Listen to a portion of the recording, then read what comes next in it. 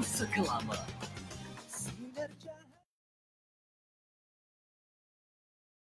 Warahmatullahi wabarakatuh. Assalamualaikum semua dan salam sejahtera. Hari ini hari Isnin. Semua orang mungkin ada yang dah pergi kerja, ada yang bekerja dari rumah. Jadi siapa yang dah ada di sini, Ibu ucapkan selamat datang dan sila share dan ajak kawan-kawan sebab hari ini kita hati ke hati kita adalah membawa seorang doktor dan seorang doktor yang juga merupakan juga penyanyi ataupun seorang yang seni. Nanti Ibu akan introduce beliau, biar akan introduce diri beliau sendiri. Jadi sekarang ni sila siapa yang dah ada di sini jemput untuk anda perkenalkan diri, siapa nama, dari mana. Sementara Ibu akan jemput Dr. Ilhab, Dr. Ilhab akan bersama dengan kita. Ini seronok ni sebab dia bukan sekadar doktor perubatan tetapi beliau juga adalah penyanyi dan menang award lagi. Jadi kita nak tanya pada ibu-ibu, bapa-bapa di sana, macam mana Dr. Ilhab boleh buat perkara macam ni? Macam mana dia membesar semasa kecil? Apakah kata-kata rangsangan yang mak atau ayah dia atau orang-orang dewasa di sekelilingnya katakan sehingga beliau boleh mencapai kejayaan macam ni? Bukan senang nak jadi doktor, lagi tak senang untuk dapat jadi doktor dan juga dapat award sebagai seorang penyanyi. Jadi kita hari ini di dalam program yang dinamakan Hati ke Hati, ya. Hati ke Hati, dan ini adalah Hati ke Hati Everyday Heroes. Kenapa Ibu wujudkan channel ini adalah untuk sebenarnya meraihkan sebanyak mungkin kawan-kawan kita, sebanyak mungkin sahabat-sahabat kita, sebanyak mungkin individu yang seban hari mereka melakukan perkara-perkara yang membawa perbezaan yang positif ke dunia. I believe that setiap kita ini membawa perbezaan ke dunia ini, dan sama ada kita nak atau kita tak nak, kita membawa perbezaan daripada kita dikandung sehinggalah ke akhir zaman. Sebab bila kita dah meninggal, kita meninggalkan anak cucu ataupun orang-orang yang terdekat pada kita yang telah kita sentuh dalam kehidupan kita. Jadi ianya adalah sangat penting, ya, sangat-sangat penting. Itu sebabnya this program is Hati ke Hati Everyday Heroes, ya. Everyday Heroes, macam mana kita boleh membantu satu sama lain untuk mengindahkan dunia ini, terutama pada masa COVID ni. COVID melanda, macam mana kita nak mengatasi, macam mana pemikiran kita, macam mana mindset kita supaya kita terus menjadi manusia yang memberi impak yang tinggi, yang positif. Kerana hidup tanpa memberi impak yang positif adalah hidup yang sia-sia. Siapa yang dah ada kat sini? Sila komen sikit, Ibu nak tengok. Nyak Syida dah ada kat sini. Apa khabar Syida? Anwar dah ada kat sini. Sila sayang Ibu, share lagi dengan kawan-kawan sebab kita nak dengar daripada seorang doktor. Bagaimana beliau, terutama kita nak tanyalah juga, ya, sebab dia adalah frontliners. Jadi kita nak tanya juga macam mana di medan juang itu. Bagi ibu duduk kat rumah dah berapa minggu ni, tapi mereka yang kena keluar setiap hari ni, macam mana keadaannya, what do they say to themselves, how can we support them, what kind of support that they want, apa benda sokongan yang mereka nak daripada kita yang kita boleh beri, kan.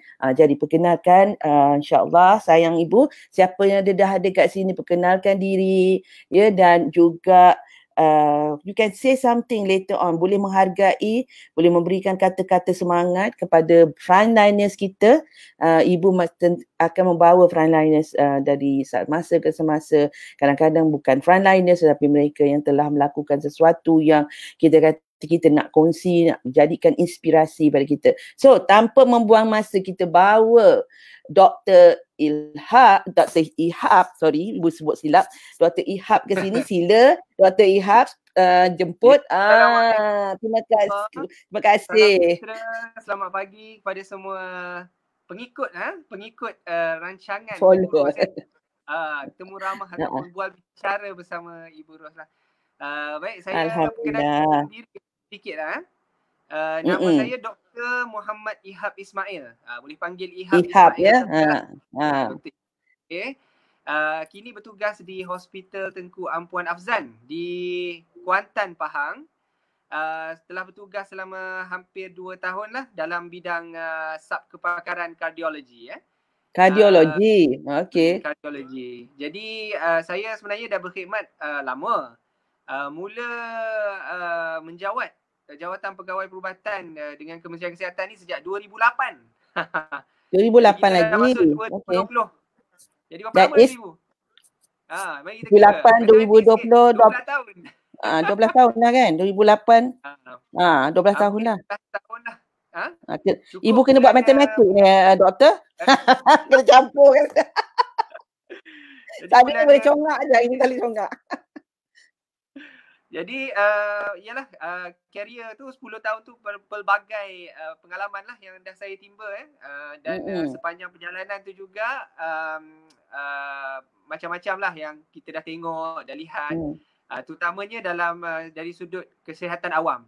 Tapi yalah, kita cakap pasal perkara satu dugaan yang Tuhan ujikan kepada kita untuk sekarang ni COVID-19 atau COVID-19 ni tak pernah ditangani oleh mana-mana pihak yang bekerja dalam sektor kesihatan, terutama di negara kita ni lah. Kesannya yang cukup besar. Jadi sepanjang 12 tahun pengalaman itu, ini memang COVID-19 ni satu pengalaman yang sangat orang kata, dia sebenarnya pada satu perspektif dia adalah pengalaman berharga, tapi sangat iman dan kesabaran. Macam mana doktor kata ia satu pengalaman yang berharga? What do you mean by that? Sebab dia membina satu networking ataupun trustworthy networking di kalangan staf-staf kesihatan. Tapi yang paling penting adalah bagaimana caranya staf kesihatan dan masyarakat awam berinteraksi, berkomunikasi dalam tujuan kita untuk membendung wabak ini daripada terus menular dengan lebih teruk kan. Ya, jadi betul. Ini memang lain. Kalau macam contohnya kencing manis, darah tinggi, ini perkara biasa dan dia melibatkan kelompok-kelompok pesakit yang tertentu saja. Tapi COVID-19 ni dia tak kira orang ada kencing manis ke tak ada, orang muda ke tua ke, budak-budak ke, semua akan terkesan. Jadi cara kita nak tangani dan cara kita nak bendung wabak ni sangat-sangat mencabar. Dan yang paling penting memang komunikasi lah. Komunikasi penyampaian kefahaman antara staf kesihatan dan masyarakat awam. Itulah jadi perkara yang kita tak terfikir lah dulu. Kita pernah dengar pasal wabak kan. Denggi kita ada dalam negara kita ni. Kadang-kadang ada difteria dan sebagainya. Tapi tak pernah ada wabak yang kita terpaksa hadapi sebagaimana aktif dan garang ni macam COVID-19 ni. Betul bila walaupun saya dalam bidang kardiologi. Teruskan. Okey, sementara kita menunggu sebab line di tempat Dr. Ihab ni agak mencabar. Okey, mencabar sikit. Jadi kadang-kadang you nampak dia jadi macam robot. Macam tu. Ya doktor. Tapi insya-Allah kita akan usahakan yang terbaik. Sayang semua. Tak jelas. Dia bukan tak jelas. Dia kadang-kadang you gambar you static sekejap. Macam gambar robot. It's okay. InsyaAllah kita doakan semuanya boleh berjalan dengan lancar. Kita akan kadang-kadang suara you dengar, your voice dengar dulu daripada your visual, but it's okay. Okay ke sayang ibu semua? Kita bagi support pada doktor, bagi banyak sikit love, banyak sikit tenaga positif ya. Kita raikan, kita ajak kawan-kawan ada kat sini. Lina Yahya kata Assalamualaikum ibu dan Dr. Ihab. Siti Nora Zuani kata salam ibu, selamat berpuasa ibu dan kawan-kawan. Yasmin Sari ada kat sini. Dan kita akan baca lagi sesiapa yang menulis dan komen kat situ sayang ibu. Okey, silakan insya-Allah. Jadi apa yang Dr. Ihab cakap tadi sebenarnya memang kita mungkin nampak ini COVID-19 ni adalah satu cabaran yang besar dalam hidup kita. Memanglah bila berlakunya apa-apa cabaran, apa-apa setback dalam hidup kita, Dan in this situation kita tahu adalah COVID-19 dan mutasinya.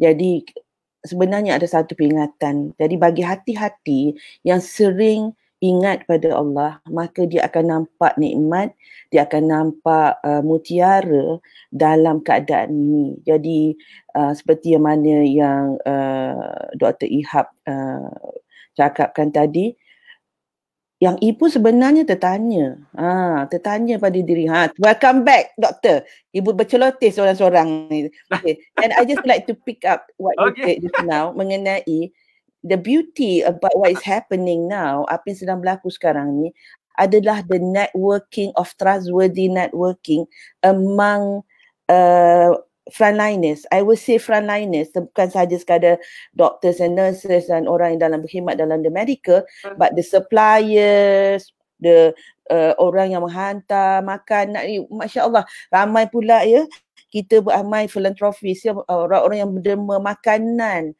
untuk sahur, frontliners dan sebagainya. We in Malaysia, kita sangat-sangat sebenarnya beruntung. Kita sangat-sangat different berbanding dengan banyak negara yang lain. Dan ini satu perkara yang kita perlu bersyukur. Dan ibu nak sedek sini sikit doktor. Awal-awal kita kena PKP ni hari tu, MCO ni hari tu, kita banyak menggalakkan solat berjemaah, solat hajat bersendiri-sendiri tapi dalam masa yang sama. Ibu harap kita akan teruskan benda tu. Sebab itu kunci dia. Kunci kita bersolat hajat, memohon pada Allah SWT untuk kekuatan yang luar biasa untuk kita dapat mengeluarkan, menentang COVID-19 ini, virus COVID-19 ini, dan kita lakukan bersama-sama. Ibu harap kita dapat teruskan ya, insya-Allah. So, sementara line doktor ni tengah elok ni, ibu nak ambil. Are you okay dah? Doktor boleh dengar ibu? Sebab your face tengah freeze sekarang ni. But anyway, sayang ibu yang lain boleh tanya soalan. Mawar, Cik Mawar this year. Cik Mawar sekiranya ada apa-apa yang nak ditanya, silakan. Sebab Dr. Ihab ini adalah sebenarnya mungkin anda kenal. Anda pernah tengok beliau menyanyi di pentas juga, dan dia telah menang award. Lagu yang kita nyanyikan tadi itu adalah lagu nyanyian beliau bersama dengan kita punya legenda Nurliza Idris. Kalau ibu silap sebut tu, ibu minta maaf sebab ibu ni nama-nama ni kadang-kadang boleh tersilap ya. Sebab ibu tak kisah kalau orang silap sebut nama ibu, sebab ibu pun kadang-kadang tersasul sebut nama orang. Jadi alhamdulillah, apa yang kita akan usahakan di sini adalah untuk mengingat, untuk sama-sama bersama dengan Dr. Ihab, untuk doktor bercerita bagaimana. Dan ibu dah cakap dengan beliau tadi, bukan nak saja nak cerita pasal medical je, tapi hari ni the focus is macam mana ya kita sebagai ibu bapa, kita tengok anak kita belajar, kita nak anak kita, dia minat dengan satu benda tapi dia juga minat dengan benda lain. Contoh macam doktor, minat nak jadi doktor tapi minat pula nak menyanyi. Ada tak kenangan-kenangan yang kurang manis contohnya, ataupun yang manis yang orang bagi galakkan pada doktor, ataupun orang kata tak boleh buat yang tapi doktor buat juga? Macam mana tu? Doktor dengar soalan ibu? Dengar? Okey. Saya dengar soalan ibu tadi. Okey. Baik, dia macam ni lah. Kata pepatah kita, nak 1000 daya tak nak 1000 dalih. Okey. Jadi perihal perkara ni, dia memang adalah lain orang lain pendapat. Kita ni sama hitam semua hati. Ada kelompok yang ada perspektif apabila kita jurus satu bidang tertentu, kita tak patut campur aduk dengan jurusan lain ataupun perkara-perkara lain. Tapi ini adalah satu pada pendapat saya lah. Satu perspektif yang memang mungkin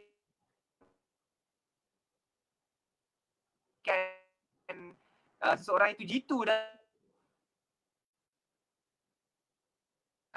perkembangan kendiri Okey, doktor tak, kita tak berapa dengar, terputus. Pun pendapat bahawa jadi kita apa contohnya kita ni buat kerja macam ni. Saya pun tak tahu ni video ni okey ke? Okey, so sekarang ni macam doktor terputus-putus. Dan kita mungkin akan ubah sikit cara kita doktor. If you don't mind, kita akan berkomunikasi terus di sini. Kita akan just menggunakan your voice, boleh? You can call my phone dan bila doktor boleh dengar soalan itu di telefon dan kita akan dengar jawapan doktor, sebab at the moment your terpanggil apa, tersekat-sekat, tak boleh dengar habis, macam tu. Macam mana? Is that okay? Ibu akan call you. Kita akan berkomunikasi secara telefon sekarang ni. Okay, insyaAllah.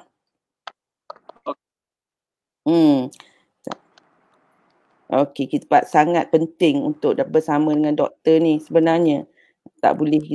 Ni adalah, hari ni cuti doktor. Boleh dengar ke ibu cakap ni?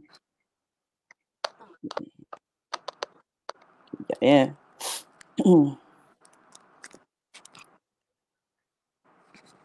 Sekejap.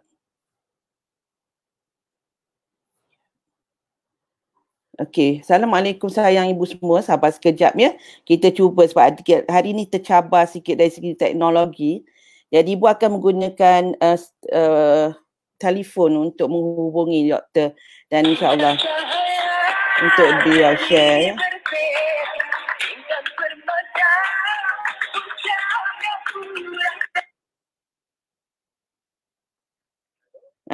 Assalamualaikum doktor. Okey. Jadi ibu susah sikit. Susah sikit lah video dia, tak berapa baik dia punya Jadi ibu nak tanya. Lebih baiklah.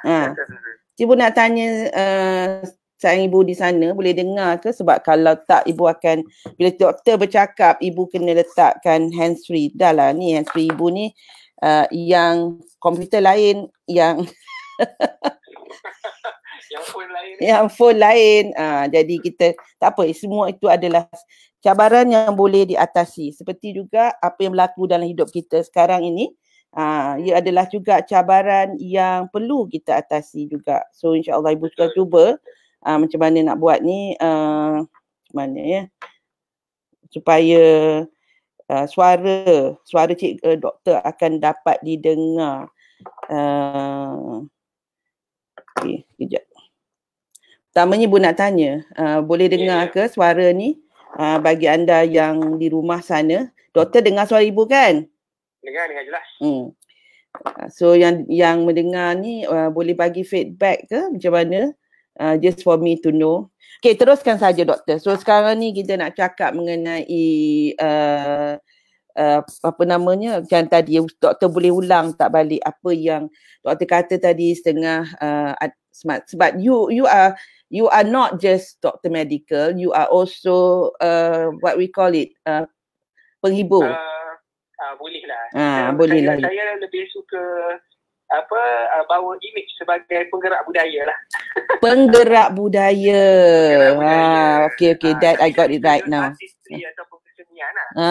Mungkin kita boleh kata aktivis kesenian dalam gerak budaya. Okay, aktivis kesenian. Okay, tidakkah dia mengganggu doktor punya fokus ke apa ke? Jadi dia itulah macam saya tadi waktu dalam video tu, apa yang saya cuba huraikan adalah perkara ni dia sangat berkait rapat dengan perspektif ataupun persepsi masyarakat lah. Ada orang rasa tak okey. Dia sangat berkait rapat dengan peribadi seseorang tu lah. Ada orang yang memang tak boleh terima perkara bercampur aduk. Ada orang yang kalau boleh buat satu kerja tu fokus daripada ni sampailah ke hujung nyawa. Tapi ada juga orang yang melihat bahawa ini adalah potensi dalam setiap individu yang patut dikembangkan lah. Jadi saya dalam golongan yang kedua ni. Saya ada pendapat bahawa semua orang ada potensi yang kadang-kadang kita tak boleh nak tahu ataupun kita tak dapat nak rungkaikan selagi mana kita tak cuba satu perkara tu. Jadi waktu saya mula-mula bekerja dalam bidang perubatan, saya akui memang sangat-sangat memerlukan pengorbanan masa, tenaga, masa lah terutamanya. Jadi nak kata boleh bergerak sebagai seorang aktivis budaya atau artis ni memang bukan satu perkara yang boleh tercapai di akal. Macam mana pun dia sangat juga berkaitan sebab saya sebenarnya walaupun bergerak dengan sebagai artis ni, saya bergerak dengan Nur Aniza Idris lah. Nur Aniza Idris. Ibu sebut betul sekarang ni. Minta maaf sangat. Saya pun rasa mungkin ramai yang kenal lah siapa Nur Aniza Idris ni. Dalam negara kita ni dia merupakan seorang aktivis budaya yang sangat-sangat passionate lah. Kini selamanya sentiasa membawa budaya kita. Legenda tu. Yalah, jadi dia lah sebenarnya yang membuka peluang. Jadi dia, walaupun saya masa tu masih bekerja sebagai pegawai perubatan, houseman lagi waktu tu dia nampak apa yang saya ada ni dan dia cuba untuk kembangkan. Jadi menerusi itulah, bila orang dah buka platform, ruang tu dah ada, peluang tu dah diberi, antara kita lah nak atau tak nak. Itu saya kata nak si budaya tak nak si budalih. Kalau saya kata tak nak, sama je lah. Memang boleh untuk saya jalani kehidupan ini sebagai seorang pegawai perubatan, tak bercampur aduk dengan lain. Tapi bila saya juruskan diri saya, jerumus diri saya dalam bidang ni, saya nampak dia sebenarnya satu dunia yang kita perlu explore atau kita perlu tengok dan lihat dan apa yang dunia ni sebenarnya boleh bagi kepada hidup kita. Macam saya, bila bekerja dalam perubatan ni, memang bidang yang sangat menuntun jiwa. Kadang-kadang emosi kan, dengan pressure, stres dan sebagainya. Tapi bila terlibat dalam aktiviti kesenian, inilah dia cara untuk saya lari ataupun tenangkan diri, cari satu kepompong untuk keluar sekejap dari dunia perubatan untuk rawat hati ataupun kembalikan keseronokan. Itu ibu nak tanya tu, yang apa yang meruntun perasaan tu. Sebab people see that macam doktor ni orang tahu kerja dia, some people see it that quite glamorous dengan title doktor ni. Tetapi this is what is so important. But ibu rasa macam you dah jumpa balance dia. Alhamdulillah lah ibu. Tapi dia ialah benda tu dia tak datang sekelip mata kan. Untuk saya cari balance tu pun sebenarnya memang memerlukan masa yang panjang lah. Saya kena tahu sebab bila saya bekerja dengan Kementerian Kesihatan Malaysia, saya kena tahu tanggungjawab utama saya, amanah saya yang tak boleh dibanding beza lah. Tidak angkat sumpah kan? Ya, ada tuntutan kerja yang hakiki, kita kena dahulukan itu, aula. Lepas itu kalau ada lebihan masa, kalau saya nak pergi, baru saya pergi lah. Baik, sebab saya rasa ibu pun mungkin tahu rakan-rakan atau ibu-ibu, bapa-bapa yang sangat familiar dengan dunia perubatan ni. Dunia perubatan ni memang satu dunia yang sangat mencabar kerana dia bukan sahaja memerlukan komitmen tu satu, kemudian pengorbanan ni, bila kita kata pengorbanan, inilah satu bidang yang mana bila kita ceburi, masa tu dah bukan lagi milik kita. Masa bukan lagi milik kita. Tidur kita adalah untuk kerjaan kita, makan minum kita semua untuk kita tumpahkan, dedikasikan demi pesakit-pesakit kita. Jadi bila saya cakap macam mana dunia perubatan ni meruntun jiwa ni, dia nombor satu, dia sangat banyak menggunakan tenaga. Kemudiannya dari sudut emosi. Sebab bila kita bekerja dalam bidang perubatan, kita bukan menjaga benda bukan hidup kita menjaga nyawa manusia. Jadi nyawa manusia ni kita tak boleh nak buat sambil lewa. Tindakan kadang-kadang walaupun tindakan tu sedikit tapi impaknya sangat besar yang boleh menyebabkan musibah ataupun inilah kepada pesakit. Jadi semua perkara tu dia membawa kepada satu, macam bila kita nak buat kerja tu kita tak boleh sambil-sambil lewa, tumpuan kena sepenuh masa. Jadi di situ yang saya kata tu stres pekerjaan tu. Itu tidak lagi campur dengan apabila kita menghadapi pesakit dan pesakit natijah dia ataupun pengakhirannya tak seperti yang kita harapkan. Doktor mana-mana pun cakap lah, kalau kita merawat pesakit, kita mesti nak pesakit tu sembuh. Betul. Tapi Allah Maha Kuasa, kan? Allah yang menentukan segala-galanya. Tapi bila kita dah rawat, kadang-kadang kita dah pergi sepenuh daya, masih tak dapat nak selamatkan pesakit. Jadi boleh bayangkan perasaan itu. Jadi dah kecamuk emosi yang berlaku ni pada semua setiap pegawai perubatan mesti ada melalui fasa ni. Tapi masa demi masa kita akan belajar. Kita akan belajar cara macam mana nak atasi dengan tentang emosi ni, dan kerjaya dan tenaga. Dan pada masa yang sama, macam mana nak menjalani hidup supaya kita dapat nikmati kemanisan hidup ni cara sendiri. Jadi Ibu kan, Doktor, apa yang Ibu pick daripada apa yang doktor cakap tadi, sekiranya ibu bapa di sini pun dengar kan, anak-anak kita ni juga mungkin mempunyai multi talent, ya, dia multi talent. Tadi kita raikan sebenarnya. Jadi apa yang boleh ibu ambil tadi, satu, you know your priority. So your priority tu apa? Jadi that's why tak ada masalah untuk yang mana satu. Kalau lah katakan tengah nak menyanyi kat pentas, tiba ada call yang terpaksa diambil and nobody else can perform that except you. You know that you have to go and perform that, kan? Betul.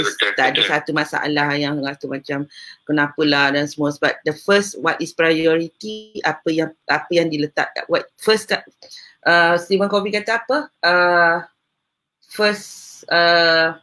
Dia kata apa yang didahulukan perlu didahulukan, apa yang perlu didahulukan itu didahulukan, kan? Lepas tu you kuat keyakinan, you tak apa orang cakap apa pun, meaning to say as long as you know. Betul tak? Masa dia kecil lagi, you kata it's okay, you boleh buat ni, so yakin you boleh buat ni, jadi you buat. Jadi ada anak-anak kita ni, kalau nak bawa balik ke parenting kan, ada anak-anak kita ni, dia orang ada kebolehan macam ni. Jadi yang kita kena buat at that point kan, doktor, ada tak orang yang kata tak boleh dan ada tak orang yang kata boleh? Ya, pasti Bu. Tu saya kata benda ni sangat bergantung pada peribadi dan perspektif masing-masing. Memang ada. Waktu saya beritahu, waktu saya mula nak menjuruskan ataupun nak terlibat dalam bidang secara aktif kan, awal-awal waktu saya terlibat tu sekadar belakang tabir.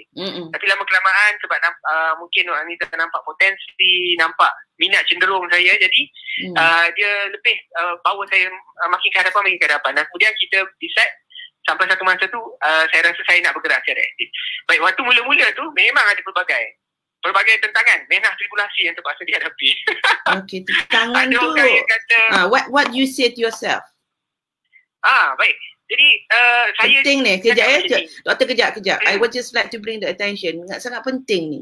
Sebab inilah yang membezakan orang yang capai apa dia nak capai dan orang yang tak capai apa yang dia angan-angankan. Angan-angan ni penting. Angan-angan penting. Betul. Kerana angan-angan ini akan menjadi realiti bila kita faham mindset apa yang kita kena ambil, skill apa yang kita kena pegang, pelajari, dan ilmu apa yang kita kena ada. Jadi macam tadi kan, you have something and that part tu tolong sebut dia sekali lagi. Apa yang menyebabkan you stay, apa yang membuatkan you buat juga, what is the kind of perkataan yang you kata pada diri you berkali-kali. Okay. Baik, saya rasa kita rumuskan dalam satu perkataan lah. Satu perkataan ni bila kita sebut, kita boleh rempuh segala onak duri, renang lautan api. Perkataan ni adalah cinta. Cinta. Ibu panggil love. Sebab bila ibu panggil kasih sayang. Ada orang panggil hope, ibu. Apa dia? Ada orang panggil hope. Apa ejaan dia? Hoppah, ha dengan ba, bahasa Arab. Okey. Kena baca cinta kan? Kata Habibi tu. Ha dan ba tu. Habibi. Cinta. So, bila kita cintakan sesuatu perkara tu, kita akan serahkan segala jiwa raga kita. Tak kisahlah apa orang nak kata, orang datang dengan 1001 halangan. mengukur dan sebagainya, kita tetap akan lakukan sebab kita cinta. Jadi perasaan cinta itulah yang saya rasa membuatkan saya yakin. Dan saya bukan setakat yakin, saya rasa saya mahu dan saya perlu untuk teruskan apa yang saya rasa nak buat. Jadi cinta kepada dunia perubatan, cinta kepada dunia seni, cinta kepada budaya, cinta kepada sejarah ataupun tradisi bumi Malaysia atau negara Malaysia kita ni. Jadi sebab itu kalau macam orang kadang bila yang mengenali saya, kadang-kadang perspektif ataupun persepsi dia tu menampakkan macam seolah-olah, contohnya sebab ini adalah tanggapan biasa orang. Kalau orang masuk dunia seni ni, yang nak dikejarnya glamour, yang nak dikejarnya nama, yang nak dikejarnya mungkin duit atau dan sebagainya. Yang nak dikejarnya kata pendek dia dunia. Dunia, betul lah. Cantik. Itu betul, cantik tu. Yang nak dikejar seolah-olah dunia. Tapi dia tak pandang pada satu persepsi lain, dari sudut lain, bahawa dunia seni ni lebih luas. Dia membawa kepada pelbagai 1001 rahsia kehidupan kita. Di situlah ada cantiknya seni kan. Cantiknya dia boleh membentuk jiwa kita menjadi orang yang lebih lemah lembut. Dia dapat membentuk peribadi kita supaya kita faham. Macam bila saya bawa lagu-lagu jenis tradisional, kita faham tentang budaya kita. Kita jadi jatuh satu cinta. representasi. Jatuh cinta satu lah. Kita juga jadi wajah. Kita jadi wajah kepada budaya ataupun nama Malaysia itu sendiri. Okey. Jadi itulah. Jadi kadang-kadang ada orang tak pandang benda ni. Bila dengar macam, Dr. Ihab ni kerja doktor, lepas tu kenapa nak melibatkan diri dalam bidang seni? Ada orang yang lebih teruk lagi bukan? Dia menganggap bila masuk bidang seni ni seolah-olah menjatuhkan martabat atau menjatuhkan maruah diri, maruah penjawat awam dan sebagainya. Tapi ini yang saya kata, kadang-kadang bila kita nak buat satu perkara yang di luar kebiasaan, memang akan ada mata-mata yang hasad, mata-mata yang apa yang dia tengok semua secara mazmumah. Tapi kita, kalau tanya saya sebagai orang yang dah melalui ini, kita jangan pandang pada satu sisi ni je. Sebab akan ada mata-mata yang juga nampak dari sudut mahmudahnya. Mata-mata yang akan memberi sokongan. Pause kat situ, doktor. Pause kejap. Pause kejap. Sebab ibu nak ulang kata-kata tu. Sebab I just would like to bring attention pada semua audience, pada yang menonton hari ini. Alhamdulillah. Ini adalah satu perkara yang selalu orang akan cakap. Ibu, macam mana kalau orang kata? Ibu, macam mana kalau orang kata? Ibu, kalau orang tu kata macam ni, macam mana? Jadi saya takut orang kata. Jadi nampak tak sayang semua? Ya? Bila kita buat baik pun orang akan kata. Kita buat jahat, orang kata. Orang akan kata ikut apa yang dia nak kata. Tetapi kita tengok macam apa yang dibawa oleh yang doktor sebutkan tadi. Dan kita tengok orang yang buat benda sangat baik pun ada juga orang yang mengatakan benda yang tak baik. Itu adalah mulut manusia. Dia bukan mulut tempayan. Mulut tempayan kita boleh tutup. Ini peribahasa ni. Mulut manusia kita tak boleh tutup. Dan bila dia mengatakan itu adalah dia punya, kita panggil apa, dia memanifestasikan apa yang ada dalam hati dia. Jadi di sini most people akan marah. Jadi ibu nak cakap kat sini, orang ini adalah orang-orang yang kita kena faham adalah orang-orang yang sakit. Sakit ya doktor orang ni. Orang-orang yang nampak benda buruk pada perbuatan baik orang adalah orang yang sakit. Hati dia sakit. Jantung dia sakit. Dianya sakit. Jadi kalau kita boleh rise above this and doakan kebaikan untuk dia supaya dia dapat taufik dan hidayah, itu adalah yang terbaik. Tapi kalau kita rasa nak marah juga, tak apa. Kita boleh marah ke perbuatan dia, tapi cuma jangan marah orangnya. Tu ada beza tu.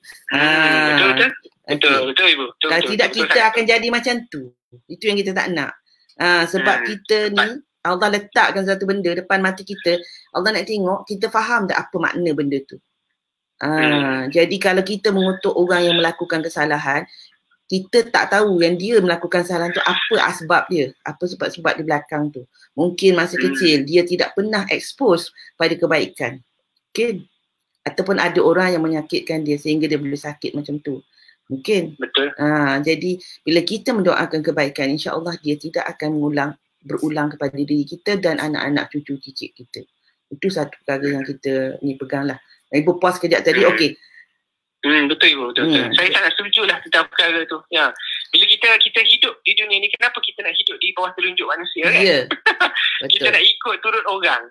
Kita buat sesuatu sebab nak puas hati orang. Ini satu, saya rasa betul lah apa yang Ibu kata. Kita tak boleh hidup dengan gaya macam ni. Kalau kita ikut cara macam ni, sampai kesudah kita takkan ke mana lah. Dunia kita ni kita yang perlu warnakan. Kita yang kena pilih jalan dia. Orang memang orang akan cakap pelbagai lah. Tapi macam mana kita nak definisikan diri kita lagi. Saya sangat setuju lah Ibu. Ini sebenarnya betul. Yang kita kena share dengan anak-anak kita. Kena share. Ya, kenapa? Sebab selalunya kita terlupa nak share anak-anak dengan anak-anak kita macam mana nak hidup. Kita hanya ingat macam mana nak skor dalam peperiksaan. Anak-anak ni, peperiksaan ni macam sekarang ni, mana ada periksa dah. UPSR dah tak ada periksa. Does it mean that belajar ini dah tak perlu? Tak, belajar ni masih sangat perlu. Kerana yang di sini masa kita dengan PKPB ni, PKPB lepas ni PKPD rasanya. Kalau tak silap. Kan? Kita kena ingat yang nak kita ajar is mengendalikan hidup. Sebab hidup ni akan continue selagi kita hidup, kita kena kendalikan hidup kita. Ya. Jadi itu yang Ibu just nak share dengan parents semua. Yang Ibu bawakan everyday heroes ni. Macam hari tu kita bersama dengan Cash, ya, Kaswiro daripada IJN. Hari ini kita bersama dengan hari sebelum tu kita bersama dengan Cikgu Fadli. Hari ini kita bersama dengan Dr. Ihab, ya. Jadi ini adalah untuk kita mendengar macam mana mereka ini rise above challenges. Jadi bila kita tahu macam ni, kita pun akan terinspirasi.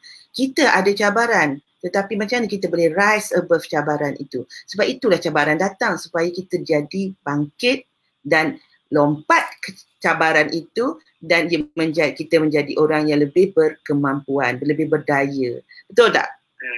Betul Ibu. Betul saya. Okey.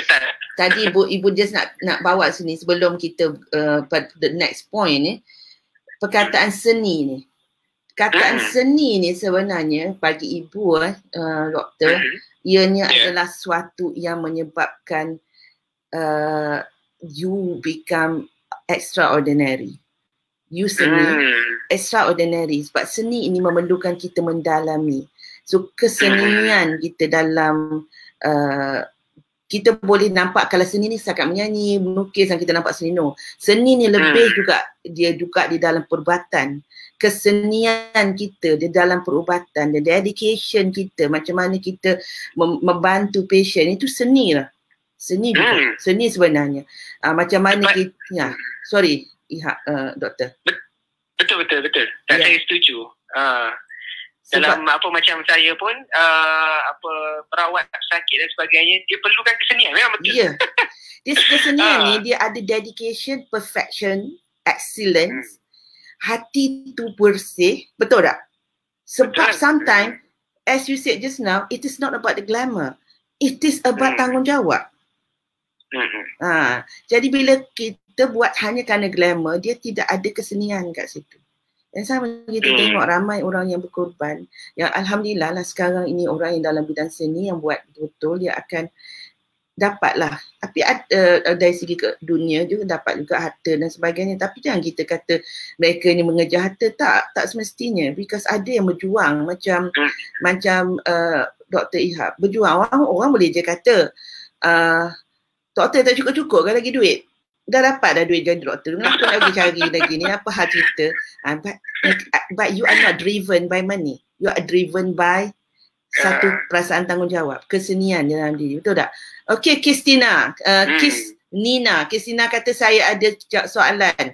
Bagaimana nak beraya tanpa singgung hati orang kalau tak mahu bersalaman atau berpelukan? I love you Kristina kerana bertanya soalan ni. Thank you Syasha Syahidat kerana letakkan ulang balik apa yang poin-poin yang dibawa. Memang kita nak tanya soalan ni dan sebab kita ada medical doctor kat sini tahu. Dia bukan saja penyanyi. Dia bukan saja penggerak seni ya, ataupun aktivis seni tapi tradisi, tapi beliau adalah seorang doktor dalam bahagian kardio. Jadi tadi Ibu tanya, do you have to face dengan pesakit COVID? And you say yes, ya? Ya, betul. Saya perlu juga merawat pesakit COVID, tetapi kerana saya bertugas dalam sub kepakaran kardiologi, jadi pesakit yang contohnya dia ada COVID dan dia ada masalah jantung. Jadi ini adalah kategori pesakit yang khusus untuk saya rawati lah. Berat tu sebenarnya, berat sangat. Yelah, memang. Sebab kalau ibu faham atau perasan lah dalam kita punya akhbar tu kan, penyakit COVID-19 ni, cabaran dia sebab itu tau. Kadang-kadang kita dengar virus saja. Ada orang dulu waktu COVID-19 ni mula-mula tular, dia kata kenapa kita tak anggap COVID-19 ni macam sesama lain? Kenapa kita macam huha-huha sampai nak suruh duduk dalam rumah tak boleh keluar tapi lama-kelamaan kita sebenarnya nampak trend COVID-19 ni bahayanya kerana dia bukan sahaja menyebabkan masalah dari sudut pernafasan paru-paru, tapi banyak organ-organ lain yang terjebak sama, yang terkesan sama. Betul. Dan antaranya memang adalah jantung. Sebab itu kalau kita tengok statistik kita, banyak pesakit nombor satu yang berumur lanjut lah.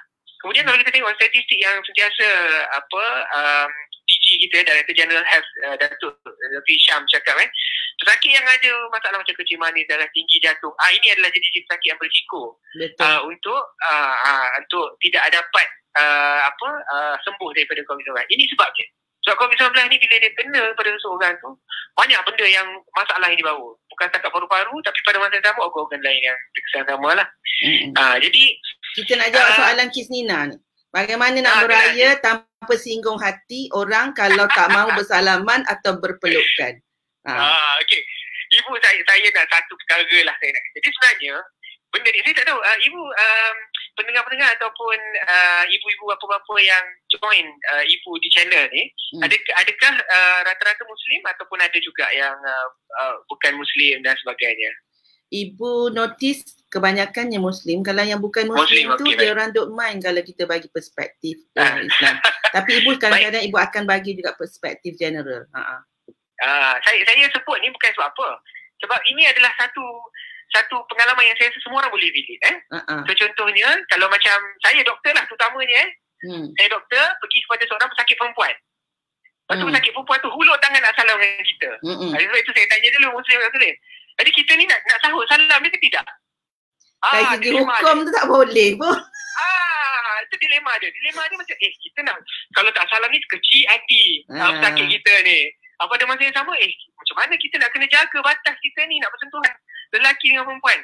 Benda yang sama lah saya rasanya kita perlu adaptasikan dalam menangani ataupun kita mendepani masalah yang ada dengan COVID-19, terutamanya pada IDPT akan datang ini. Saya rasa pokok pangkalnya adalah kefahaman. Jadi contoh saya bagi tadi, macam kalau saya nak bersalam, contoh yang kita nak bersalam tu adalah rakyat Malaysia. Dia faham bahawa agama Islam ni kita ada batas-batasnya, kita ada ketentuan lelaki perempuan. Kalau kita terangkan kat dia, insya-Allah tak adanya dia nak sakit hati ataupun dia nak terasa hati. Dia tak perlu nak sahut salam dia, letaklah tangan dekat dada, cukup cakap ucap terima kasih, sudi bersalam dengan saya. Itu ibu nak kena betulkan doktor sikit tu. Macam silakan. Ada yang kecil hati, terutamanya yang dia keluar fatwa dia sendiri. Yang dia keluar fatwa dia sendiri. Betul. Dia sendiri keluarkan fatwa. Terutamanya umurnya dah berumur. Lepas tu dia tengok cousin Mazen ni. Dia kata tak apa. Cousin Mazen ni boleh je salam. Kita ni itu budaya orang Melayu. Bersalaman. Ni masa hari raya apa semua. Ibu duduk kat situ diam. Kalau cakap karang. Tapi betul lah apa yang doktor cakap tadi. Inilah cabaran dia.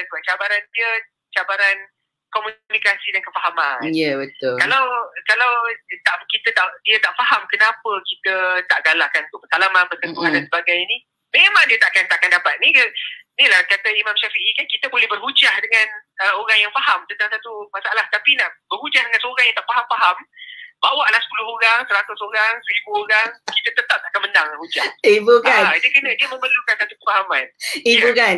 Bila cakap macam tu fikir juga tahu. Kadang-kadang I have my crazy ideas juga sometimes. Actually, most of the time. Maaf ya, saya tak boleh bersalaman sebab saya suspect COVID-19.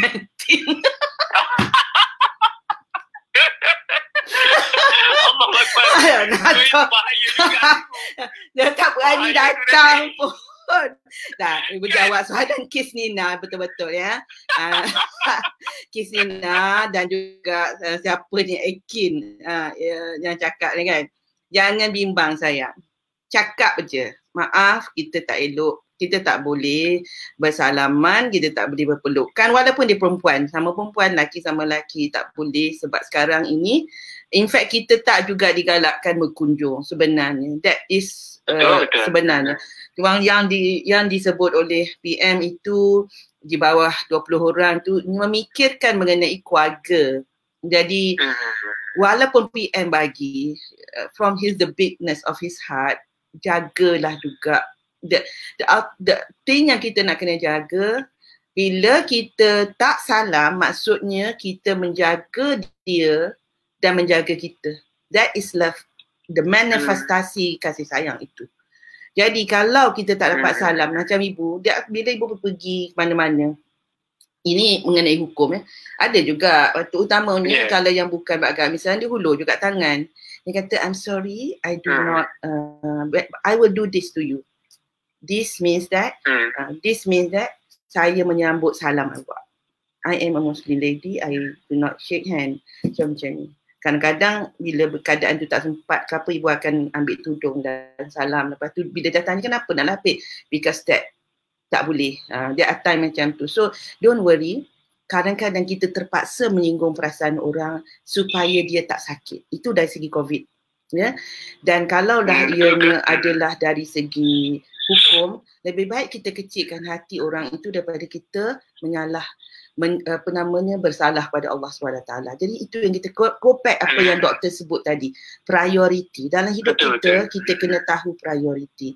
So don't worry, kalaupun dia akan kecil hati dan sebagainya, maka cakap je lah. Macam ibu awal-awal ibu dah cakap pada keluarga kembangan, ibu kata ibu memang tak, rumah ibu memang tak buka lah, memang tutup.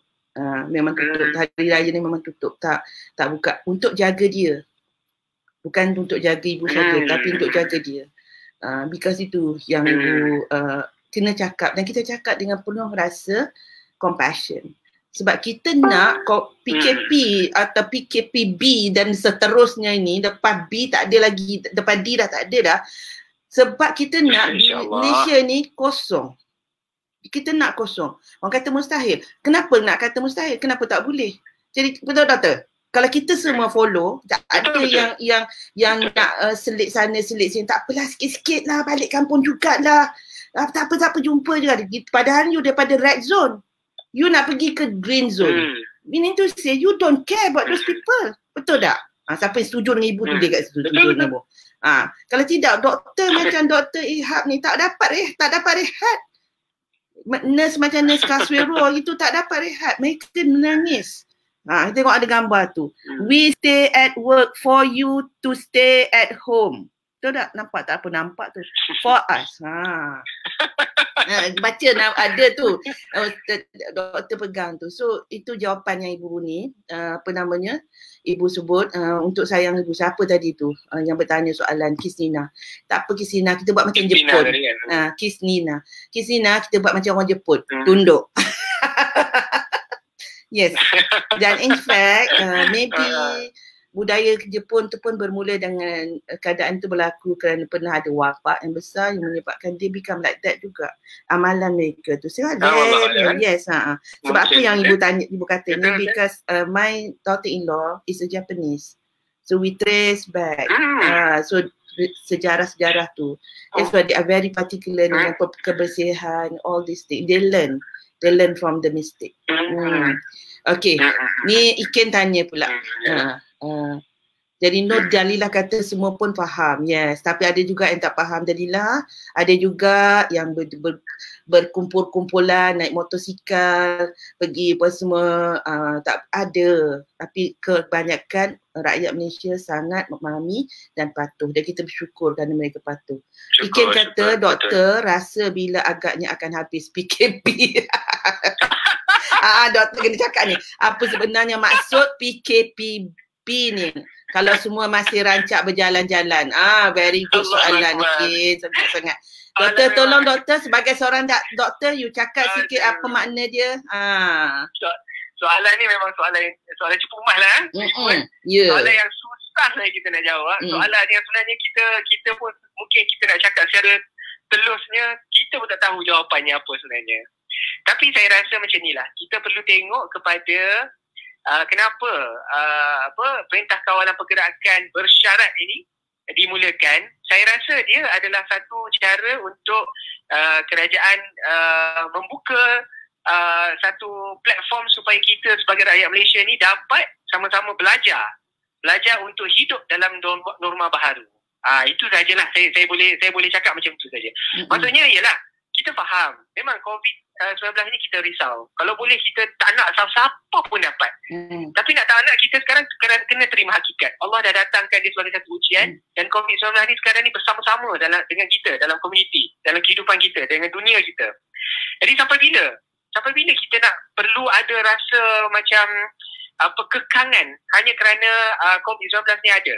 Apakah cara-caranya untuk kita keluar daripada kepompong kerisauan ni supaya kita tetap dapat teruskan kehidupan pada masa yang sama, elakkan ataupun kekang penularan wabak COVID-19. Jadi saya tengok PKP bersyarat ni satu cara yang baik sebenarnya untuk buka serba sedikit lah pintu-pintu bertingkap supaya kita dapat tengok cara-cara yang terbaik untuk kita teruskan kehidupan kita pada masa yang sama, kena betul-betul berjaga dalam COVID-19. Sebab itu saya suka bila Tan Sri Muhyiddin Yassin kan dan Menteri kita sebut tentang norma baharu. Memang ini adalah satu norma baru. Memang kita kena hidup dengan keadaan kefahaman. Dengan kefahaman yang kita perlu jaga batas-batas. Ni Islam dah ajar awal lagi tentang jaga-jaga batas ni. Ini kita nak praktikkan. Tapi kalau Islam ajar tentang batas pergaulan lelaki perempuan dan sebagainya, ini kita nak jaga batas pergaulan manusia supaya tak dapat COVID-19. Jadi inilah saya kiranya. Yelah, memang kita faham kadang-kadang bukan senang kita nak sampaikan maklumat kepada seantero masyarakat. Kita sebut satu perkara, pemahamannya berbeza. Ingatkan PKPP ni adalah bebas habis. Perintah Kawalan Pergerakan bebas. Tapi tak, sebenarnya patutnya bersyarat. Ini kita susah nak ni. Sebab dia mula dengan B juga. Betul saya kata awal-awal tadi, benda ni kenapa COVID-19 ni saya tengok sebagai satu rahmat sebab dia mengajar kita manusia ni. Betul. Kita nak mengajar diri kita supaya kita macam mana kita nak bersama-sama. Kita nak sehati sejiwa. Kita nak ada satu komunikasi yang baik antara satu sama lain. Betul. Hidup dalam komunikasi yang baik. Betul. Jadi inilah dia. Dalam ujian yang Tuhan turunkan tu ada hikmahnya. Kita kena belajar daripada hikmah tu. Jangan tengok musibah aja. Ibu nak cakap satu perkara ni. Yang Nini ni tanya, Nini Rini ya ibu, tapi agak sukar jika nak elak bersalaman dengan ibu bapa.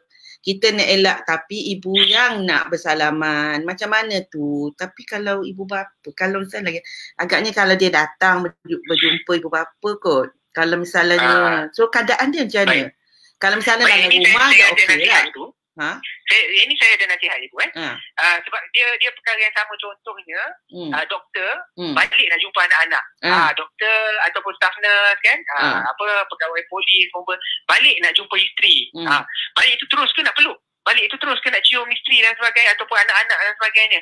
Saya rasa benda yang sama kita perlu adaptasi kepada mak ayah. Bukan tak boleh salam langsung, bukan tak boleh nak peluk, nak cium langsung, tapi balik rumah tu cuci diri dulu, mandi dulu, cuci tangan. Paling baik kalau boleh mandi. Mandi dulu. Mandi, tukar baju ke dan sebagainya. Yalah, tapi nanti orang cakap macam ni pula ibu. Dah Aidilfitri ni pakai baju raya dah cantik bersolek semua, tak kena pakai. Asal pakai dulu. Masa datang tu saya pakai. Pakai baju biasa. Pergi masuk mandi dulu. Kalau tak kena pakai. Kalau tidak kena pakai PPP lah. Betul ibu cakap ni. Sebab anak ibu datang rumah, ibu kata ibu you jejak ni Okey, pakai slipper ni, naik terus. Jangan pegang tangga, jangan apa, naik dengan ni, naik masuk dalam bilik air. I already betul, because hari tu dia kena deliver face shield, sarung tangan semua balik masuk. Ibu kata sebab dia memang tolong bantu kita kata dapatkan face shield apa semua. So I ask.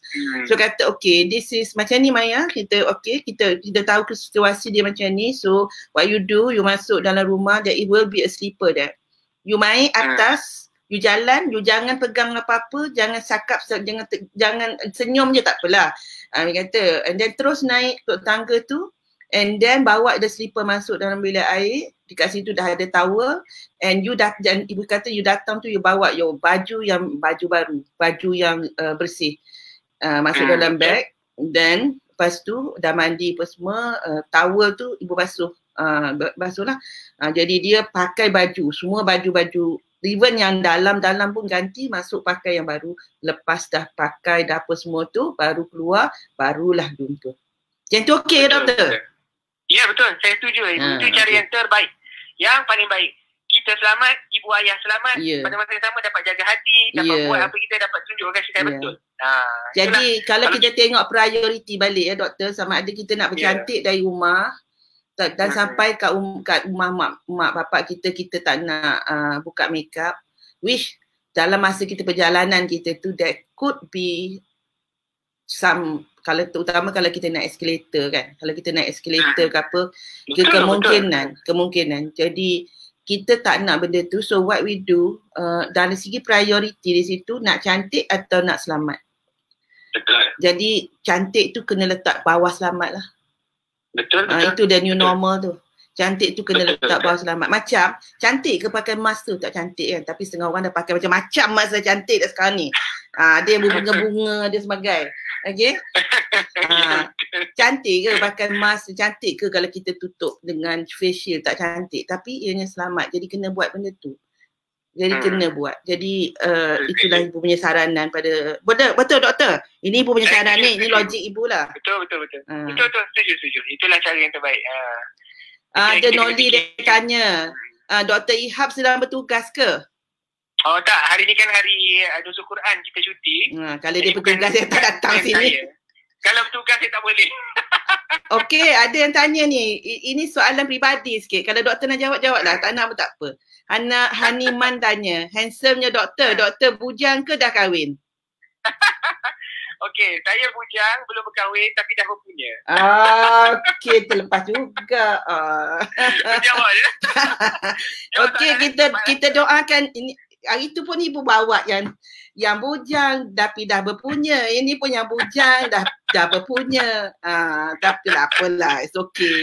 Orang handsome baik ni memang cepat je, insyaAllah. Okay, Mia Adriana kata, apa cara paling sopan nak cakap pada tuan rumah kita tak nak makan apa-apa di rumah orang kita nak raya? Sebab saya ni paranoid sikit. Mungkin akan bawa kuih sendiri dalam beg siap-siap. Comel lah Mia. Okey lah. Dia awak je selfie je sikit. Okay. Soalan ni menarik. Macam ni lah. Tapi saya beranggapan dia tak nak makan tu pasal takut COVID-19. Dia macam mana? Iyalah. Ibu rasa macam tu lah sebabnya kan. Kalau tak nak makan sebab takut COVID-19, saya rasa itu mungkin satu persepsi yang kita boleh inilah. Sebab untuk masa sekarang kita belum jumpa lagi ataupun kes yang diwartakan mengatakan COVID-19 merebak disebabkan makanan. Sebab itu premis pemakanan semua dibenarkan beroperasi. Kalau COVID-19 ulang lagi sekali. Ibu miss tu. Ya. Jadi COVID-19 ini tidak terbukti tular menerusi makanan. Kita tidak ada kes yang menunjukkan bahawa COVID-19 ini tular menerusi makanan. Oh ya? Yeah. Okey. Tak ada. That's a relief. Sebab itu premis makan semua dibenarkan untuk beroperasi. Jadi cara COVID-19 pindah dari satu manusia ke manusia lain dan semua adalah bersentuhan. Bukan menerusi alat atau pemakanan lah. Jadi berselfie itu pun boleh juga sebenarnya. Berselfie jauh-jauh lah. Mana boleh selfie jauh-jauh kalau selfie jauh-jauh. Batok 1 meter. buatlah macam mana pun. Wide angle ke apa ke, duduk jauh-jauh sikit, satu okey selfie. Tapi kan doktor, elok ke kita pergi berziarah at this point? Itulah. Bagi ibu elak je benda tu sebenarnya. Betul. Betul. Yang terbaik adalah elakkan. Yang terbaik kalau boleh kita tak duduk di rumah, kalau berinteraksi pun dengan keluarga terdekat saja. Jangan pergi ke berziarah kawan-kawan, sahabat handai dan sebagainya. Betul. It is only it is only for this year yang kita kena mudah-mudahan. Tapi kalau kita tak sabar, this is what we call, kalau kita nak macam biasa, hari raya macam biasa yang sebelum ni, jadi kita akan miss lah all those things. Kita rasa macam kenapa ni tak boleh, tu tak boleh. Tapi kalau kita tengok apa yang kita boleh count our blessing, nak pakai baju raya kat rumah, nak nampakkan cantik depan husband, ataupun dengan pasangan, mungkin yang datang pun mungkin macam tu lah anak. Kalau ada anak, kita balik rumah mak. Kalau rumah mak tu tak merentas state, negeri. Jadi mungkin kita boleh, tapi dengan kawan-kawan apa semua tu, bagi ibu akan, to me lah, for me, I will not practice that. Because kita kurangkan, walaupun diberi 20 orang, tapi kita kurangkan sebab macam mana pun ianya boleh merebak juga. Jadi kita kurangkan, kita menjadi sebab benda tu merebak. Kita kurangkan benda tu, kita take charge, kita make that difference, kan? Mira kata, selfie 1 meter memang kelakar lah kan? Tak apalah, buat selfie era PKP. Selfie era PKP. Seorang depan, seorang belakang, non sana. Boleh sebenarnya, not bad lah. Boleh. Tapi insyaAllah, why don't we just create something for this year, hari raya yang sangat special, different daripada hari raya sebelumnya. But it is going to be very interesting, it's going to be very membahagiakan. That will be ni macam ibu Dok discuss dengan anak-anak ibu doktor. Ibu kata hari sebelum hari raya kita akan video call sama-sama, masak rendang sama-sama di tempat lepas tu ada pula kata, tak nak rendang mami masak. Sebab ibu memang kata, kalau tak masak rendang kat tempat korang, dia orang tak dapat rendang mami. So macam tu lah. So kena buat, sebab kita kena nak start budaya baru. Baguslah. Okey, boleh diadaptasi lah. Menarik ni. Okey, Choco dat level apa namanya? Choco dat dia love. Kalau anak cucu pun dah ramai, macam mana nak hadkan 20 orang, rumah pula dekat-dekat. Itulah, kita kena ada giliran. Ini semua benda ni. Okey, datang masa ni, orang ni, keluarga ni. Macam keluarga ni datang masa ni. Jadi macam ibu pun, kalau ibu tengah discuss juga dengan anak-anak ibu tak datang, bagi diorang datang sekaligus. Walaupun bila bilang tu tak sampai lah 20. But the thing is, I want to make sure for myself lah, kalau it is okay for you, or the doctor don't check betul tak? Bagi ibu, I will not want to be the reason untuk orang berkumpul ramai-ramai yang boleh menyebabkan sesuatu yang kita tak nak berlaku. So to me, berkorban sikit. Macam Mia kata, berkorban sikit lah tahun ni. Raya kat rumah sendiri je. Demi kesihatan dan keselamatan semua. Betul. Ini yang betul. Mia Adrina kata ni, ibu setuju. Tapi Mia Adrina lah juga yang kata, dah apa punya sis, melepas.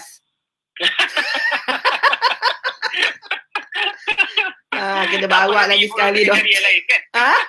Itu soalan lain. Ibu takkan cari lagi kan? InsyaAllah. Ibu cari yang bujang Yang bujang tak berpunya. Okay. Ini soalan dia lain sikit. Kena baca kat soalan ni. Baik. Alia Suhaila, macam mana nak serlahkan bakat anak dari galakkan lagi ke arah kerjaya yang ada masa depan? Okay. It's interesting ni. Anak saya 16 tahun, main bola laju, belajar malas. Anak saya suka bersukan, tapi saya tak galakkan dia jadi atlet. Saya nak dia kerja pejabat elok-elok. Okay. Tapi saya juga tak nak sekat minat dia. Jadi apa advice doktor dan ibu? Okay, doktor lah advice dulu. Lepas tu ibu akan conclude. So baik sebelum tu ibu cakap, bagi anda yang baru sampai, baru datang ni, yang special dengan doktor kita hari ni, selain daripada dia dah berpunya, adalah beliau bukan sekadar doktor sahaja, beliau juga adalah penggerak ataupun aktivis budaya, betul, kebudayaan Malaysia. Betul. Dia mempunyai album bersama dengan legenda kita Nur Aniza Idris. Saya tulis ni, Ibu Kamarah, Nur Aniza Idris, dan beliau telah mendapat award kan, betul? Betul, Alhamdulillah. Jadi itu sebab ada yang bertanya soalan yang tak bersangkut paut dengan COVID-19 ataupun tak bersangkut paut dengan apa kita panggil medical, tapi soalan ni sangat bersangkut paut dengan doktor sebab dia adalah bukan saja doktor. So okey, doktor jawab. Baik. Saya rasa macam ni, saya suka beri jawapan ini untuk saya jadi cerminan kepada macam mana ibu bapa saya didik saya. Baik, jadi dia sebenarnya nak tak nak anak ini adalah satu hamparan kain putih kan. Yang mewarnakan dia dan sebagainya adalah ibu bapa. Jadi memang ada tanggungjawab ibu bapa untuk mencorakkan ataupun memberi bentuk kepada perjalanan hidup anak. Tapi kita faham juga yang anak pun ada satu perasaan yang kalau kita kekang lama-lama dia akan memberontak. Baik, jadi macam contoh saya memang minat kepada bidang perubatan. Pada masa yang sama saya sangat cenderung kepada bidang kesenian. Ini sejak daripada bangku sekolah lagi sebenarnya ibu. Jadi waktu tu ada satu ketika memang ini masalah sama. Saya rasa semua remaja akan hadapi benda ni. Dia punya nak memberontak dan sebagainya kan. Jadi dia punya kata, suka sangat menyanyi ni, nak jadi penyanyi lah, saya tak nak belajar dan sebagainya. Memang akan ada benda ni. Pasal ini adalah bisikan-bisikan halus daripada syaitan ni nak merosakkan masa hadapan kita. Tapi inilah peranan paling penting ibu bapa perlu mainkan untuk kemudi perjalanan anak dia.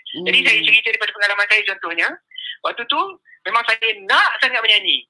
Suka sangat menyanyi sampai ada masa tu macam pelajaran terabaikan.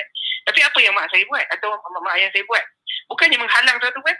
Satu menyanyi tak ada masa depan apa tak, dia tak cakap macam tu. Apa yang dia kata adalah boleh nak menyanyi, tapi buktikan dulu pada mak yang you boleh score dalam akademi asas. Lepas tu nak menyanyi lah. Jadi ini jadi satu semangat ataupun motivasi. Sebab saya nak sangat menyanyi, saya suka sangat menyanyi.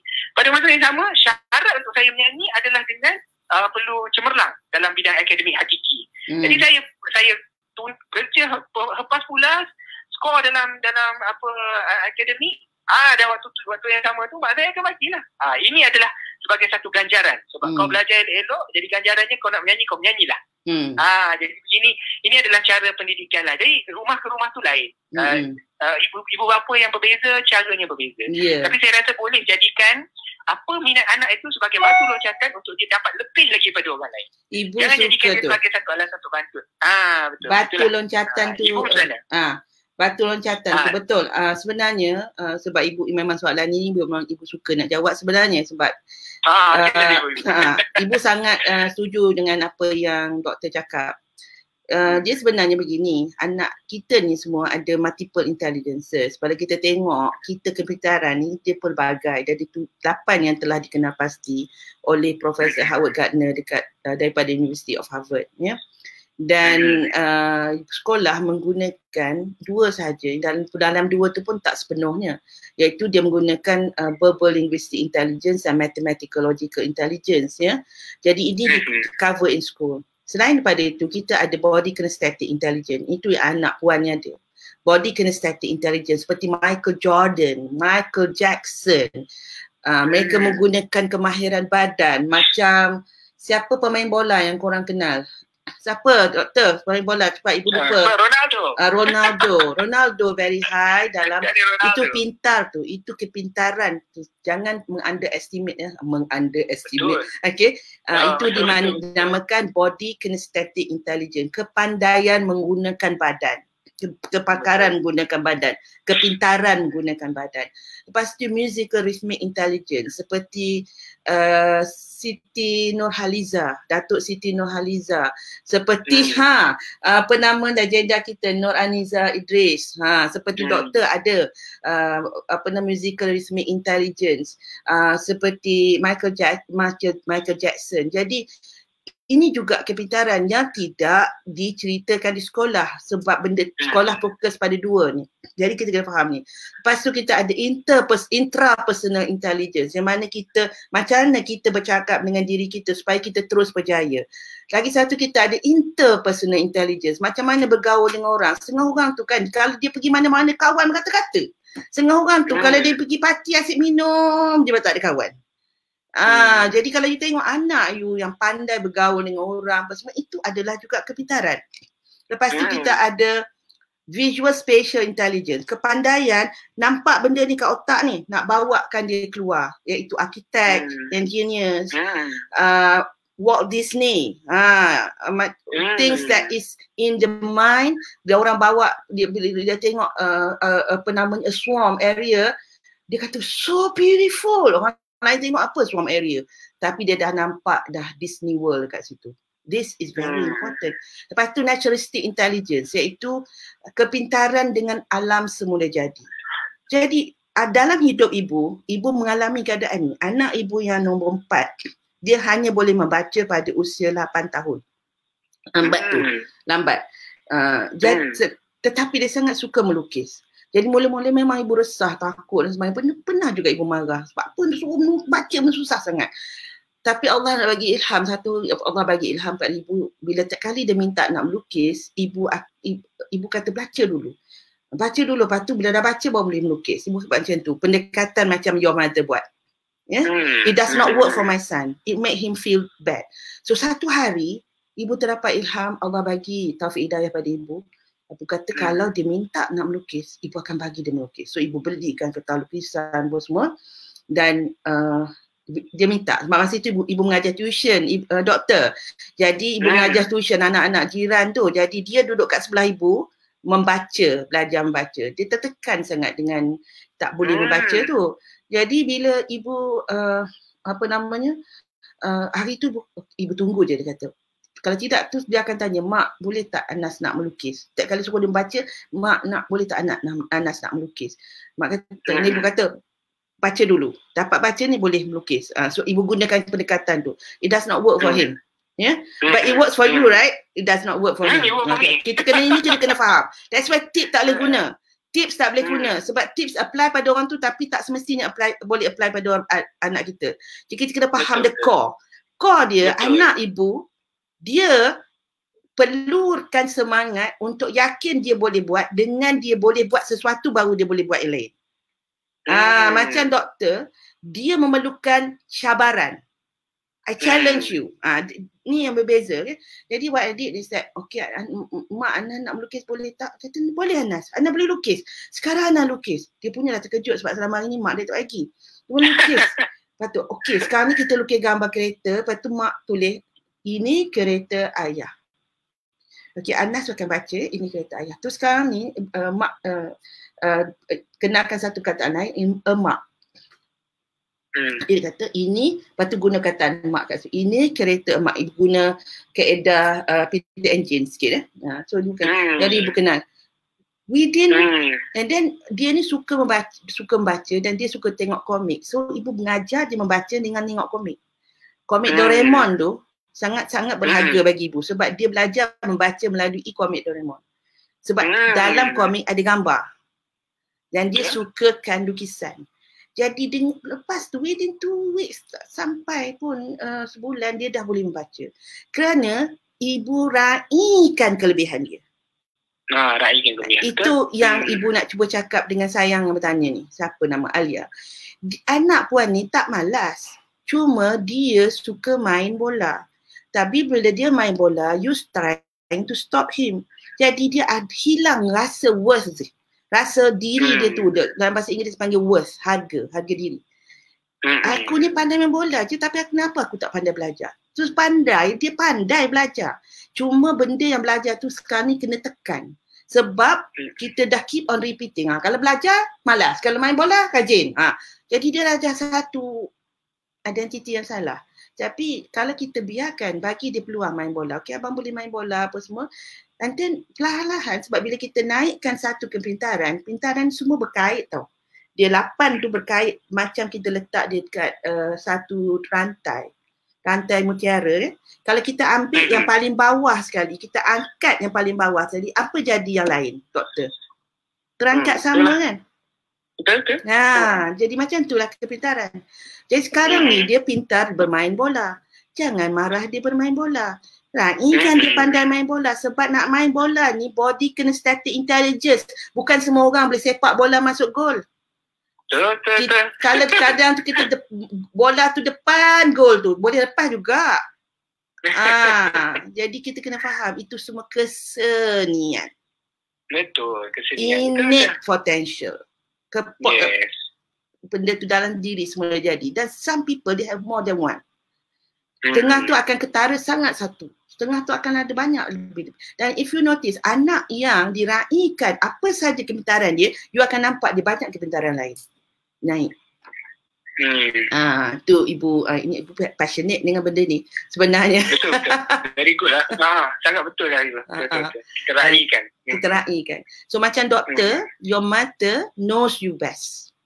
That's why they gonna challenge and you accept that challenge. Ibu tak boleh. Ibu know my son. I know my son. At that point, sekarang ni kalau challenge boleh. At that point, dia kena diraikan dulu dia punya kelebihan. Dan dia rasa I'm okay. Oh, rupanya melukis ni taklah bodoh. Melukis ni pandai sebenarnya. Melukis ni satu kepandaian. You think senang ke nak bawa benda dalam pemikiran kita ni, nak bawa letak ke atas kertas, nak jadikan dia satu lukisan? Bukan senang. Bukan mudah tu. Bukan mudah. Kat belakang ibu tu ada lukisan. Itu ibu lukis lukisan tu. I saw it in my eye and I want to bring it out. Tak masuk, tak keluar semua sekali tu. Tapi keluar 80% daripadanya. Jadilah. Kan? Yalah. Okay, so kita nak sampai ke hujung tapi kita nak jawab satu soalan ni. Dok nak tanya, ada ke mesin untuk cek temperature dan COVID yang kami boleh cek pelawat kat pintu rumah kami ya nanti sebelum masuk macam dekat mall yang tembak cek di dahi tu ada lah kan jual kan? Ada jual. Memang kalau pergi mana pharmacy outlet dia akan ada jual boleh didapati. Semua orang pun boleh ada akses tu, tak perlu apa-apa kebenaran khas. Tapi nak cek COVID tak ada lah. COVID tak ada lagi ya. Kalau cek COVID kita kena cek darah kan? And it will take time to darah dan juga swab daripada hidung dan leher anak tekak. Tapi lambat dia sebab potensi kita, dia lambat tu bukan sebab apa ibu. Bila kita nak buat satu uji kaji tu, kita akan hantar ikut batch. Yalah. Maksudnya kita ada satu sampel kita takkan buka lagi. Kita tunggu sampai 10 sampel baru kita buat sekaligus. Jadi itu yang menyebabkan lambat sebenarnya. Tapi kapasiti sekarang ni di bawah Kementerian Kesihatan sangat bagus. Dalam masa 48 jam boleh dapat dah result. Tapi tak boleh letak. Tak boleh lah pelawat tu duduk kat 24 jam kat luar kan. Tapi ibu nak suggest boleh tak boleh tak doktor, ibu nak suggest je untuk kita raya kali ni, boleh tak kita tak pergi pun berziarah rumah orang kecuali mak ayah kita, mak ayah kita yang kita tak perlu merentas negeri dan sebagainya. Boleh tak ibu suggest saya memang setuju sebab bahaya sayang. It's okay just for 1 year, insyaAllah. It's okay. Maybe just for 1 year or maybe just for one hari raya. Mungkin dah okay pada hari raya haji. Tapi immune kita punya vaksin takkan siap dalam masa raya haji. Vaksin will take a long time. Kenapa doktor? Cuba cerita sikit kenapa lama sangat dapat vaksin ni? Baik, vaksin ni yang lamanya kenapa? Sebab nombor satu ni penyakit baru. Memang orang cakap COVID ni ada virus-virus yang lain tapi dia tak sama, sifat dia tak sama, mutasi dia berbeza dan sebagainya. Baik. Jadi bila kita nak cipta satu vaksin, nombor satu kita kena faham virus tu dan memahami satu virus tu dah ambil tempoh masa. Kemudian bila kita dah cipta satu jenis vaksin contohnya, dia mesti ada fasa percubaan. Kita tak boleh nak terus cakap vaksin ni confirm betul apa dah. Sebab kita manusia diciptakan berbeza. Ada orang boleh, ada orang tak boleh. Jadi vaksin tu perlu diuji kaji dulu dan ditengok kapasiti dia betul ke boleh membantu. Lepas itu barulah boleh orang kata pasarkan lah, tapi bukan pasar maksud jual, maksudnya boleh diguna luas. Jadi itu yang menyebabkan tempoh masa lama. Nak memahami penyakit, nak tengok apa benda sifat-sifat penyakit, kita cerita vaksin dulu, lepas cerita vaksin, percubaan dulu, lepas percubaan dah pasti vaksin tu berkesan, baru boleh kita guna luas pakai. Percubaan tu bukan saja keberkesanan terhadap COVID, keselamatan kepada manusia. Itu lebih penting. Sebab dia ada test on animal, lepas tu baru the test from animal, kat animal baru dia boleh test kat manusia. Ya, dia akan ada fasa-fasa. Dia akan ada fasa-fasa. Memang dia akan ambil masa. Memang dia akan masa. Dia bukannya cerita sehari dua, sebulan dua pun mungkin bukan lagi. Dan bukan minum disinfektan ya. Ya. Itu cuma ada seorang presiden di sebuah negara yang kononnya maju je akan mengatakan perkara macam tu. Janganlah buat ya. Jangan buat. Selamatkan diri daripada COVID. Dapat benda lain pula. So sayang ibu punya pesanan ni dah. Ibu harap yang dengar ni dan boleh pesan-pesan kawan dan juga keluarga. It's okay kita tak dapat berziarah tahun ini. Berziarah itu bukanlah wajib tetapi sunat. Menjaga keselamatan masing-masing adalah perkara bila dalam keadaan wabak ianya jatuh wajib kalau ibu tak silap. Dia punya priority itu adalah tinggi. That's why kita tak boleh bila wabak dalam Islam, kalau kita berada di sebuah negara A, kita tak boleh semasa wabak di sebuah negara A tu pergi ke negara B. Sebenarnya kita daripada zon merah tak boleh pergi ke zon hijau. Zalim kita sebenarnya. Jadi kita ni nak menziarah pada hari raya ni, ingatlah. Ya. Kalau kita pegang benda ni, kita tak payah ziarah. Kita memadai apa yang kita boleh buat hari itu dan kita berdoakan keselamatan sahabat handai kita, saudara mara kita, ya. Pada tahun ini kita doakan. Kalau kita rasa sangat-sangat nak sangat-sangat memberi sesuatu, maka hantarlah duit raya kat mereka. Hantar sebelum habis puasa lagi bagus, pahala berganda-ganda. Sedekah ataupun kita sedekah hantar kuih yang boleh kita minta rider, bagilah duit lebih pada rider tu. Untuk itu kalau kita rindu dengan sahabat-sahabat kita boleh hantar, kita panggil hamper tu. Jadi mungkin ada yang buat business hamper, please start doing the business sebab orang mungkin mahu hantar hamper. Hantarlah ganti diri. Menggantikan diri kita kepada orang yang kita sayang itu. Tapi bagi ibu-ibu nak merayu lah, tak usahlah pergi melawat-lawat ni masa raya ni. Sebab kita ni dah capai below 100. Betul. In fact, ada masa kita sampai below 50. Sayang tau, kita dah berapa minggu dah, 8 minggu dah kita duduk dalam rumah apa semua. Jadi kita dah betul-betul, ini yang kita dia bagi bersyarat tu supaya dia melatih minda kita. Dan bila dilepaskan dalam bulan puasa dan raya ni sebenarnya juga adalah untuk melatih minda kita, untuk melatih hati kita, cekalnya kita. Kita fikir tak orang lain? Kita fikir tak orang tu yang kita nak datang rumah dia tu, kita fikir tak dia? Fikir tak untuk dia selamat? Sebab kita ni boleh menjadi pembawa. Itu kita kena ingat. Betul. Ya? Itu kita kena ingat sangat-sangat benda ni. Sebab itu dia mindset yang kita nak kena ada semasa dalam wabak COVID ni atau mana-mana wabak. That's why ibu tak keluar. Dah berapa minggu ibu tak keluar 3 or 4 days before start PKP. MCO dia tak keluar. Sebab ibu dah nampak dah benda tu. That's why masa orang sibuk membeli pada hari terakhir tu, ibu dah beli dah about 3 or 4 days before that. Siap dah. Yes, ibu nampak dia punya pattern. Ibu pun terpercakap dengan diri ibu. Kenapa Perdana Menteri tak buat di sekatan? Sepatutnya kalau wabak dia buat sekatan terus. It's how you control. That's how Ibu Sina kata. You control, you quarantine. So itu fikir. Lepas tu tak berapa lama, sehari dua lepas tu PM cakap, ambil langkah tu. Dia boleh selega. So the concept about PKP ni is not to menyusahkan kita, tetapi menyelamatkan kita. Betul tak tu? Betul. Bila kita pegang macam tu, kita tak perlu lagi fikir macam mana macam mana nak tak makan rumah orang ke apa semua, sebab yang kita akan jaga kat situ, saya akan sabar untuk tidak pergi menziarah rumah orang ini kerana saya nak jaga keselamatan dia dan keselamatan saya. Betul. Anak-anak saya. Anak-anak tu tebal sangatlah dengan virus ni. Dan anak-anak dia juga. So kalau kita boleh pegang ni rakyat Malaysia, betul Ibu, betul Doktor, kalau kita boleh pegang insya-Allah dan kita mohon ampun dengan Allah SWT, ada dua perkara. Kita sekarang ni tengah diduga dan kita ini masa untuk kita bertaubat. Seperti kita berada di dalam perut ikan, setengah kata ikan Yud, setengah kata ikan Nun. Nabi Yunus berada di situ. Jadi la ilaha illa anta subhanaka inni kuntu minaz zalimin. Kita kena baca banyak-banyak. Ada benda yang silap. Selama hari ni kita tersilap.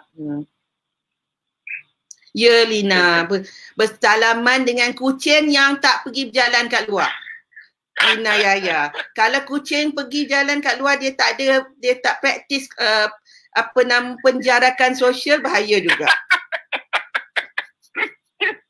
Doktor, kucing boleh ke? Kalau dia pergi rata-rata, lepas tu dia balik rumah, tak mau berbahaya ke? Nak tanya doktor ni. Kita tak ada konsensus lagi tu, tapi ikut daripada kan ada khabar daripada luar negara kan, haiwan boleh dapat COVID-19 ni, jadi kita kena ambil langkah berjaga-jaga lah. Kenalah elakkan. Itulah macam anak ibu, dia beli kucingnya duduk dalam rumah je. Tak apalah. Sebab kita tak nak bagi kucing tu keluar ikas kucing kan, dia juga kita nak tahu ke mana. Tu. Bagus soalan ni. Lina bersalaman-salaman je dengan kucing, tapi tengok kucing duduk rumah. Okay. Thank you so much doktor, dah masuk dah 12.30 lebih dah ni, dan thank you pada semua yang tanya soalan, yang bagi komen, yang tanya cikgu Dr. Bujang lagi ke apa, semua pun sama. Okay. Itu dalam tak nampak gambar, nampak gambar je tu, tak nampak orang yang tu tadi sebab internet tak berapa bagus nanti doktor kena upgrade internet sebab nak kena panggil lagi banyak soalan-soalan ni. InsyaAllah sikit dapat tangan terus kita sadahkan. InsyaAllah. Terima kasih pada semua. Ibu minta ampun, minta maaf tau kalau ada apa-apa yang tersilap. Dan ada minta doktor nyanyi. Ada pula minta menyanyi. Nyanyi sikit je. Nyanyi satu rangka je doktor. Lagu apa? Hantar je. Okey. Nyanyi kejap. Lagu apa ada nyanyi? Tanya dia orang nak nyanyi lagu apa? Nak guyu lah, lagu you. Lagu saya. Dendam Perantau lah. Tapi Dendam Perantau nanti semua orang nangis lah pula. Lagu happy sikit boleh?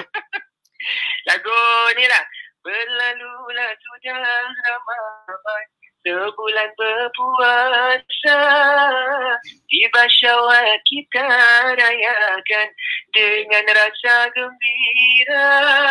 Anak muda di rantauan, semuanya pulang ke desa. Ibu dan ayah keriangan, bersyukur tak terkira. Tapi tahun ni tak ada bersama-salaman lah dan tak balik kampung juga. Tak ada balik kampung juga. Okeylah Ibu, terima kasih banyak Ibu. PM marah nyanyi lagu raya, nanti ramai nangis. Tak apa, kita nyanyi lagu raya yang yang membahagiakan. Masya Allah, suara best kan? Okey, jadi sekarang ini kita akan akhirkan doktor dengan lagu doktor lah kot. Jadi lagu yang ni yang dah memang kami sediakan, insyaAllah. Ibu pun terlupa dah tahu sama ada lagu doktor ke tak ni. Tapi kalau harap-harapnya lagu doktor lah. Kalau tak, minta ampun, minta maaf ya. Kita panggil doktor lagi. Yang tanya mana gambar doktor itu, yang gambar tu tetamu jemputan Dr. Ihab Ismail tu, itulah, itu dia pakai mask. Itu dalam pakai mask pun orang nampak dia handsome. Apa kata kalau dia kata aduh, okeylah, syukurlah. Thank you. Okay. Okay, thank you. Tak apa, minta maaf ya. Doktor. Selamat berpuasa Ramadan. Selamat berjalan ibadah Ramadan, insyaAllah. Terima kasih. Okay. Assalamualaikum, sayang ibu semua. Salam sejahtera. Kita jumpa lagi dengan Mungkin kita kena bawa doktor ni sekali lagi later, tapi insyaAllah pada masa akan datang another hero untuk program Hati ke Hati Everyday Heroes, ya. Okay, Assalamualaikum.